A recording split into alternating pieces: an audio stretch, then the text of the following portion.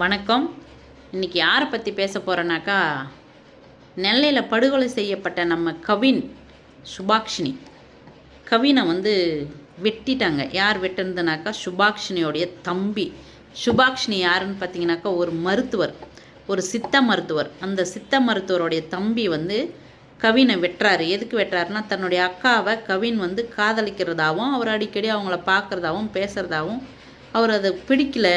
எங்கள் அக்காவை ஒரு தாழ்த்தப்பட்ட ஜாதிக்கார பையன் எங்கள் அக்காவை விரும்புறது எனக்கு பிடிக்கல, அதனால் நான் வெட்டிட்டேன்.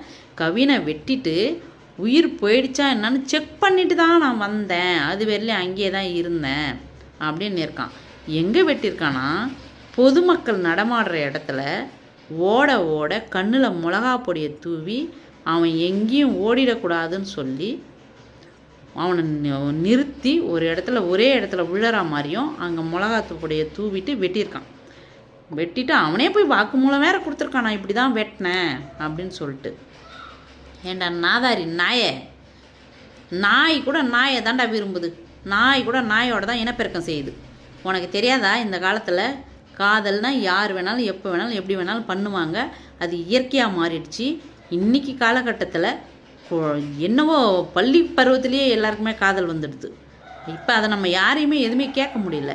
ஏண்டா நாதாரி நாயை, போய் வெட்டி இருக்கிறியே, உனக்கு நாளைக்கு ரோட்டில் ஒரு விபத்து நடக்குது, உன் ஜாதிக்காரன் வர வரலையும் என்னை எவனுமே தொட்டு தூக்காதீங்க, என் ஜாதிக்காரன் வரட்டும்னு படுத்துன்னு இருப்பேன் அந்த இடத்துலையே. இல்லை உன்னை தூக்கின்னு போகிற ஒரு ஆம்புலன்ஸ்காரன், அவன் என்ன ஜாதின்னு தெரியுமா உனக்கு? உன்னை தொட்டு தூக்குறவங்க என்ன ஜாதின்னு தெரியுமா? உனக்கு மருத்துவம் பார்க்க போகிற அந்த மருத்துவர் என்ன ஜாதின்னு உனக்கு தெரியுமா? டேய், கடைசியாக உன்னை பாடையில் வைக்கும்போது, உனக்கு ஈமச்சடங்கு செய்யும் போதெல்லாம் எந்த ஜாதிக்காரன் செய்கிறான்னு நீ பார்த்துன்னு இருக்க போறியா? ஜாதி ஜாதின்னு அழிஞ்சு ஒரு உயிரை துடிக்க துடிக்க வெட்டிக்கிறியே, நீ எல்லாம் இந்த பூமியில் வாழறதே வேஸ்ட்டுடா. உன்னை பார்த்து அடுத்த ஜென்ரேஷனில் இருக்கிறவன் எல்லாருக்கும் அதே மனசில் பதியும். நாம் வாழும்போது நல்லவனாக வாழனா கூட சாகும்போது கெட்டவனாக சாகக்கூடாதுன்னு ஒரு பழமொழி இருக்குது.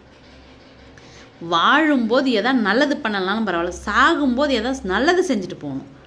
நாயை, ஒன்று தொடர்ந்து இதே இந்த ஜாதி ஜாதி ஜாதின்னு கடைசி வரையிலும் ஜாதியை பற்றியே பேசின்னு இருக்கிற மாதிரி பண்ணிட்டு போயிட்டேன்.